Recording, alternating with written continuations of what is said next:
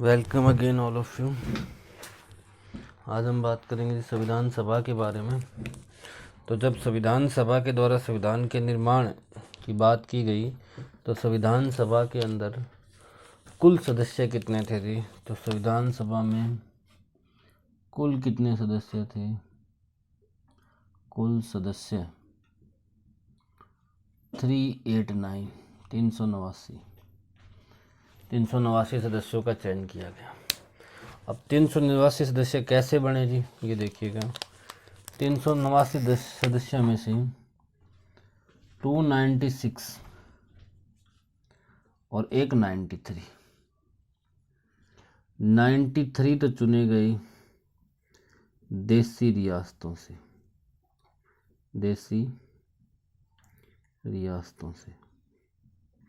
उस टाइम पे कुछ देसी रियासतें हुआ करती थी। भारत देसी रियासतों में बंटा हुआ था, जहाँ पर राजा महाराजा राज किया करते थे। ठीक है, बाकी के 296 देश के विभिन्न हिस्सों से चुने गए। अब जो राजा राज किया करते थे देसी रियासतों पर, ये कभी भी लोकतंत्र में विश्वास नहीं रखते थे।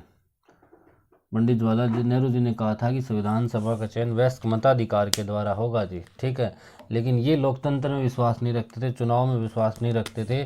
तो इन्होंने कहा कि हम आपको 93 बंदे भेज देंगे जी संविधान सभा के लिए। तो इनके चुनाव नहीं हुए थे, इसलिए इनको क्या कहा जाता है जी? ये कैसे थे? ये नामांकित थे। नामांकित को कहते हैं नॉमिनेटेड। ठीक है, तो ये नॉमिनेटेड थे जी, इनके चुनाव नहीं हुए थे। इनको राजा के द्वारा भेज दिया गया कि 93 बंदे ये जाएंगे जिनके नाम डिसाइड कर लिए गए। बाकी जो 296 थे ये इलेक्टेड मेंबर थे। ठीक है, ये निर्वाचित सदस्य थे। आप तो निर्वाचित सदस्य कितने थे? 296। और नामांकित कितने थे? 93 कहाँ से आए थे? देसी रियासतों से। निर्वाचित का मतलब हो गया इलेक्टेड मेंबर थे जी। ठीक है, अब ये 296 कैसे आए इनके बारे में और देख लीजिएगा। 292 तो आए देश की और अलग अलग हिस्सों से आ गए, और 4 उस टाइम पे हुआ करती थी कमिश्नरी। अंग्रेजों ने 4 क्या बना रखी थी? कमिश्नरी। जैसे आजकल होती है ना कमिश्नरी बना रखी होती है, वैसे ही पहले भी कमिश्नरी बना रखी थी 4। कौन कौन सी कमिश्नरी थी जी? एक थी दिल्ली, एक थी आपकी अजमेर, एक थी आपकी कुर्ग, एक थी बलूचिस्तान। ये 4 कमिश्नरी थी। इन 4 कमिश्नरों से एक एक बंदा आ गया। 292 बंदे अलग बंदों से आ गया। ये सारे के सारे कैसे थे? निर्वाचित थे। निर्वाचित थोड़े मतलब चुनाव के द्वारा चुने गए, लेकिन चुनाव कैसे हुए थे? चुनाव अप्रत्यक्ष हुए थे। चुनाव कैसे हुए थे? अप्रत्यक्ष, यानी जो इनके इलेक्शन थे वो इनडायरेक्ट हुए थे। अप्रत्यक्ष का मतलब होता है इनडायरेक्ट। अप्रत्यक्ष का क्या मतलब हुआ जी? अप्रत्यक्ष का सिंपल सा मतलब होगा कि एक तो होता है जनता द्वारा वोट डाले जाएं, तो वो तो होते हैं प्रत्यक्ष चुनाव, जो जनता वोट डालती है। लेकिन यहाँ जनता के द्वारा चुने गए लोग ही वोट डालते हैं। जैसे राष्ट्रपति का जो चुनाव होता है, जनता वोट नहीं डालती कभी भी राष्ट्रपति के चुनाव में। हमने जिनको चुन लिया, एमपी और एमएलए जो हमने जिनको चुन लिया, वही वोट डालते हैं आगे। तो राष्ट्रपति का चुनाव अप्रत्यक्ष चुनाव होता है। तो इनके चुनाव भी कैसे थे जी? अप्रत्यक्ष चुनाव थे जी। ठीक है, अब बात आती है कि इनका सीटों का बंटवारा कैसे किया गया। किसका बंटवारा? सीटों का बंटवारा कैसे किया गया? तो देखो जी, सीटों का जो बंटवारा किया गया ना, ये 292 सीटें कैसे बनाई गई? तो सीटों का बंटवारा कैसे किया गया? तो आंसर होगा जी जनसंख्या के आधार पर। आजकल भी किसके आधार पर है? जनसंख्या के आधार पर ही है जी, जनसंख्या के आधार पर। क्या रेशो लिया गया जी? रेशो लिया गया 10 लाख के ऊपर एक आदमी का। 10 लाख के ऊपर एक आदमी को चयन किया गया। ठीक है जी, लगभग 10 लाख के ऊपर। ठीक है, तो अब इसके अंदर क्या होता है? इन 296 में से कांग्रेस को 296 में, ये तो निर्वाचित थे, इनके चुनाव हुए नहीं, तो इनको क्या हुआ? कांग्रेस को 296 में 208 सीट मिल गई। 208 सीट मिल गई। फिर क्या होता है जी, फिर होता है मुस्लिम लीग को कितनी सीटें मिली, तो मुस्लिम लीग को मिली 73 सीट। कितनी सीटें मिली जी, कांग्रेस को मिली कितनी, मुस्लिम लीग को कितनी मिली, मुस्लिम लीग को 73 सीट मिली। मुस्लिम लीग को कितनी सीट मिली, 73 सीट मिली। एक बात नोट कर लीजिएगा, यहाँ पर नोट कर लो ये बात तो, कि महात्मा गांधी व मोहम्मद अली जिन्ना जिन्होंने पाकिस्तान का निर्माण कराया था, मोहम्मद अली जिन्ना संविधान सभा में शामिल नहीं थे। ये संविधान सभा के सदस्य थे ही नहीं, संविधान सभा के सदस्य नहीं थे। आप ऐसे नोट्स बना लीजिएगा जी। तो संविधान सभा के कुल कितने सदस्य थे, 389। 93 देशी रियासतों से आए, 296 आए निर्वाचित से, यानी देशी निर्वाचित हो गए, निर्वाचित मतलब इलेक्शन हुआ। इसमें से 4 कमिश्नरी थी, 292 देश के अलग अलग हिस्सों से आई। 4 कमिश्नरी कौन कौन सी थी, दिल्ली थी, अजमेर थी, कुर्ग थी, बलूचिस्तान थी जी। इनके चुनाव कैसे होते हैं, अप्रत्यक्ष इनडायरेक्ट चुनाव थे। सीटों का बंटवारा किसके आधार पर किया गया, जनसंख्या के आधार पर। 10 लाख के ऊपर कितनी सीटें ली गई, 1। कांग्रेस को 296 में से कितनी सीटें मिली जी, 208 सीटें मिली थी जी। और मुस्लिम लीग को कितनी सीटें मिली थी, तो मुस्लिम लीग को 73 सीट मिली। और महात्मा गांधी और मोहम्मद अली जिन्ना इसके सदस्य नहीं थे। समझ आ गई ये बात आपको इतनी जी, ठीक है। इसके बाद देखिएगा, अब बारी आती है जी कि इनके चुनाव कब हुए संविधान सभा के, इनके चुनाव कब हुए।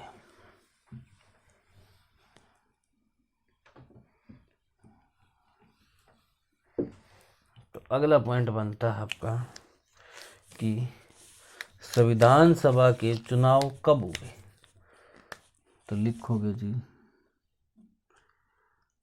अगला, संविधान सभा के चुनाव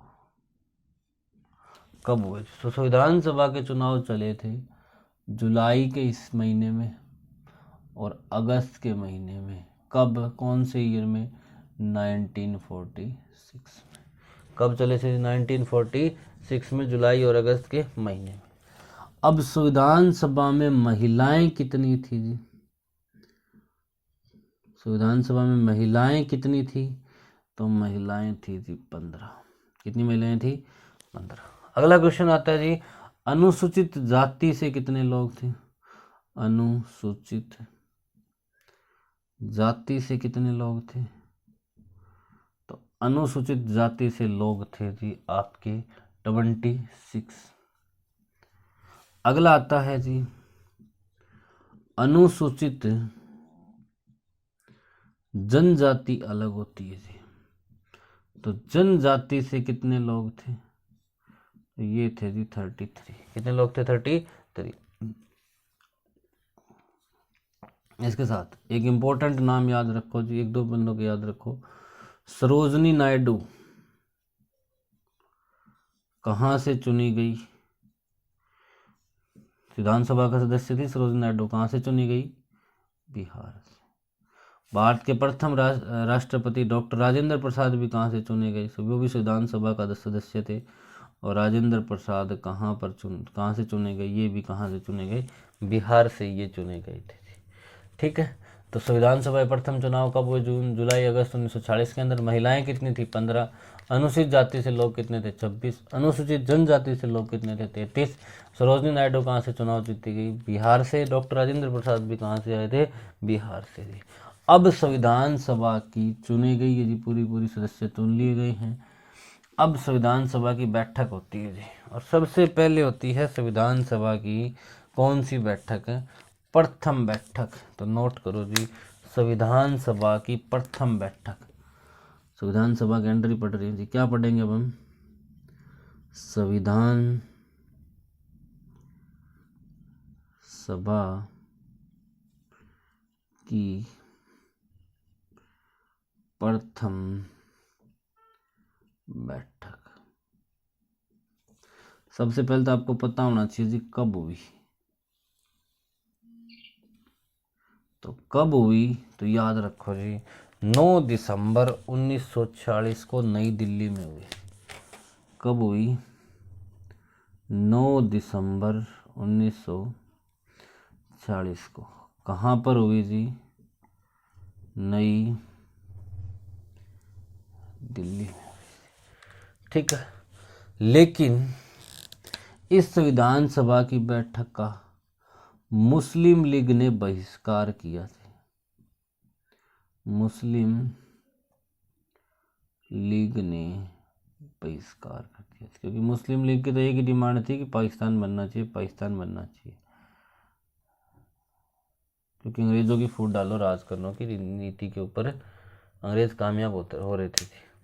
इसमें क्या किया गया जी? इसमें हुआ अस्थायी अध्यक्ष का चुनाव।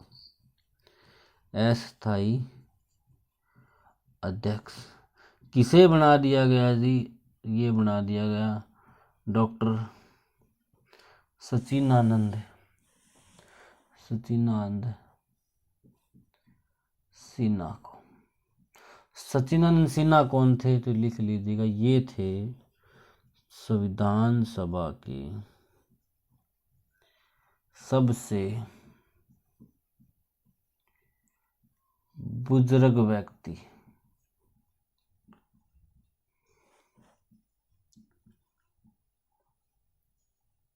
सबसे बुजुर्ग व्यक्ति। तो संविधान सभा की प्रथम बैठक कब होती है? 9 दिसंबर 1940 को। कहाँ पे होती है? नई दिल्ली में। मुस्लिम लीग ने इसका क्या कर दिया? बहिष्कार कर दिया गया।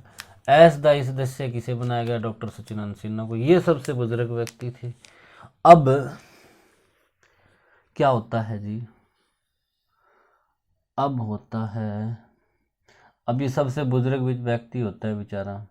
अब सबसे बुजुर्ग व्यक्ति को मान लो बना दिया, और वो भी संविधान सभा का बैठक में उसको अस्थायी सदस्य बना भी दिया, तो इतनी खुशी किसी से बर्दाश्त नहीं होती। ठीक है, इतनी खुशी किसी से बर्दाश्त है नहीं होती। ठीक है, ना ज़्यादा खुशी बर्दाश्त होती, ना ही किसी से गम बर्दाश्त होता है। ठीक है, छोटा सा एग्जाम्पल है कि एक बार एक लड़की की लॉटरी निकल जाती है जी। ठीक है, और लॉटरी निकल जाती है 1 करोड़ रुपए की। अब लॉटरी 1 करोड़ रुपए की निकलने के बाद कंपनी वाले सोचते हैं अगर हमने लड़की को सीधा बता दिया कि 1 करोड़ की लॉटरी निकल गई है तो लड़की मर जाएगी, तो वो किसी एक बाबा को पकड़ते हैं, क्योंकि बाबा वगैरह जो होते हैं ना, ये इनसे जो मोह माया से दूर रहते हैं जी, पैसे वाली से, मोह माया से। तो वो बाबा कहते हैं जी तू बता देगा क्या इसको कि लड़की मर भी ना जाए और 1 लाख रुपए, इसके 1 करोड़ रुपए की लॉटरी निकल गई है जी।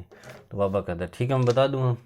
तो बाबा उस लड़की को बुलाता है और कहता है कि बेटा तेरी 1 करोड़ रुपए की नौकरी निकल जाए तो तू क्या करेगी? तो वो लड़की कहती है बाबा अगर 1 करोड़ रुपए की मेरी लॉटरी निकल गई ना तो 50 लाख रुपए मैं आपको दे दूंगी। ये बात सुन के बाबा ही मर गया जी। ठीक है, तो ना ज़्यादा खुशी बर्दाश्त होती है, ना ही ज़्यादा कम बर्दाश्त होता है जी, ध्यान रखना। तो डॉक्टर सचिदानंद सिन्हा सबसे बुजुर्ग आदमी थे। अब इनको इतनी खुशी होगी, ये बेचारे उसी रात को बीमार पड़ जाते हैं। फिर संविधान सभा की क्या करनी पड़ती है? उसे ही अगले दिन डिसाइड करना पड़ता है कि दूसरी बैठक बुलानी पड़ेगी। तो संविधान सभा की क्या करनी पड़ती है? दूसरी बैठक बुलाई जाती है जी। कब बुलाई जाती है? याद, वो पिछली बार कब हुई थी? 9 दिसंबर 1940 को हुई थी। ये हो जाती है फिर 11 दिसंबर 1940 को। संविधान सभा की दूसरी बैठक कब होती है जी? 11 दिसंबर 1940 को, वही नई दिल्ली में होती है जी।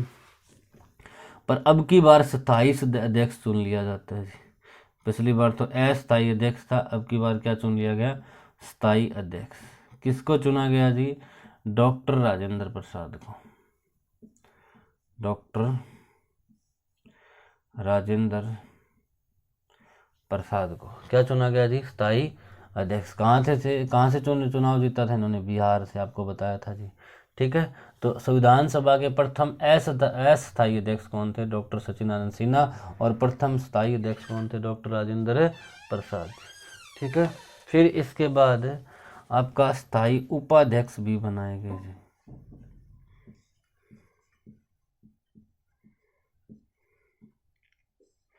स्थायी उपाध्यक्ष किसे बनाया गया? H.C. मुखर्जी और V.T. कृष्णा आचार्य, ये दो क्या बनाए गए जी? अस्थायी आपके स्थायी उपाध्यक्ष बनाए गए। स्थायी अध्यक्ष किसे बनाया गया? डॉक्टर राजेंद्र प्रसाद को। ठीक है जी। इसमें एक संवैधानिक सलाहकार, यानी संविधान के अंदर सलाह देने के लिए एक सलाहकार का चुनाव किया गया जी। और सबसे पहला संवैधानिक सलाहकार किसे बनाया गया दूसरी बैठक के अंदर? B.N. राव को जी। किसको बनाया गया? B.N. राव को जी। ठीक है। इसके बाद क्या हुआ था जी? ये थे संविधान सभा की दूसरी बैठक के कुछ एक इम्पोर्टेंट। ठीक है। तो 9 के बाद हो गया 11 में 2 दिन और जोड़ दो तो कितने हो जाएंगे? 13 दिसंबर 1946 को। तो संविधान सभा की तीसरी बैठक होती है जी कब? 13 दिसंबर 1946 को संविधान सभा की तीसरी बैठक।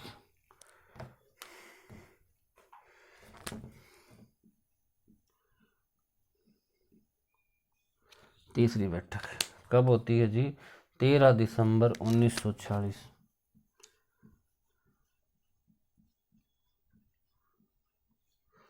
ठीक है। इसके अंदर क्या हुआ था? Objective resolution, objective resolution, objective resolution पेश किया गया जी। किसके द्वारा? पंडित जवाहरलाल नेहरू। ऑब्जेक्टिव रेजोल्यूशन क्या था जी? ऑब्जेक्टिव रेजोल्यूशन में ये कहा गया कि भारत को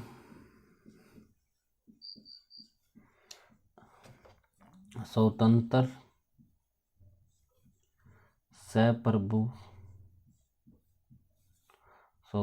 सप्रभु गणराज्य बनाने के लिए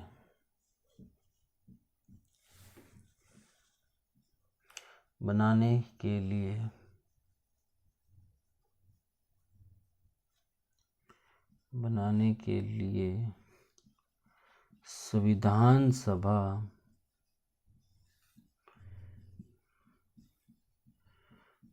संविधान का निर्माण करेगी जी। संविधान सभा किसका निर्माण करेगी? संविधान का निर्माण करेगी। ठीक है। इसके साथ साथ इसमें क्या कहा गया? इसमें भारत के नागरिकों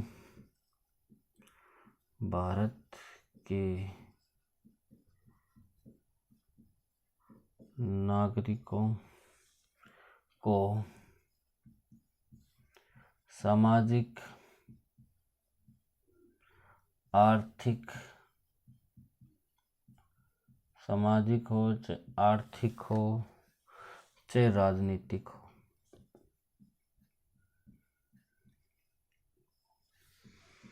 राजनीतिक न्याय, स्वतंत्रता व समानता की व्यवस्था है। ये बातें बोली गई ऑब्जेक्टिव रेजोल्यूशन के अंदर। ठीक है। और ऑब्जेक्टिव रेजोल्यूशन का संशोधित रूप, संशोधित का मतलब होता है उसमें ही थोड़ा सा चेंज कर दिया गया, वही क्या कहलाता है जी? तो लिखोगे ऑब्जेक्टिव रेजोल्यूशन का संशोधित रूप प्रस्तावना कहलाता है। क्या कहलाता है? प्रस्तावना कहलाता है। आपको प्रस्तावना क्या जी? प्रस्तावना है जी संविधान का दर्पण। दर्पण का मतलब शीशा, जिसमें हम शक्ल देखते हैं अपनी, होता है जी दर्पण। तो संविधान का दर्पण यानी संविधान के बारे में जो कुछ भी है वो किसके अंदर लिखा गया जी, प्रस्तावना के अंदर। प्रस्तावना कहाँ मिलेगी, आप कोई भी एनसीईआरटी की बुक उठा के देख लीजिएगा जी, उसके स्टार्टिंग पेज पे लिखी मिलेगी आपको संविधान की प्रस्तावना। ठीक है जी, थैंक यू। अगर आपको ये वीडियो अच्छी लगी हो तो प्लीज़ लाइक करें जी, शेयर करें और इस चैनल को सब्सक्राइब करें। ठीक है, फिर भी अगर आप जुड़ना चाहें तो टेलीग्राम इंस्टॉल कर लीजिएगा जी, प्ले स्टोर पे जाकर वहाँ पर टेलीग्राम इंस्टॉल करने के बाद वहाँ पर सर्च कीजिएगा जी, पवन सारन सर के नाम से चैनल मिलेगा। वहाँ पे जैसे ही वीडियो अपलोड होती है तो उसके ऊपर नोटिफिकेशन डाल दिया जाता है। इसके अलावा कुछ नोट्स वगैरह भी, पॉलिटी के कंप्लीट नोट्स उसी ग्रुप में प्रोवाइड किए जाएंगे जी, पीडीएफ की फॉर्म में, जब पॉलिटी के एक एक दो टॉपिक कंप्लीट हो जाएंगे जी। ठीक है, तो इस टेलीग्राम ग्रुप के ऊपर टेलीग्राम ऐप को इंस्टॉल करो, फिर उसको चलाओ जी, वहाँ पे सर्च करो, इसके ऊपर आपको नोट्स मिल जाएंगे जी पूरे। Thank you, have a nice day.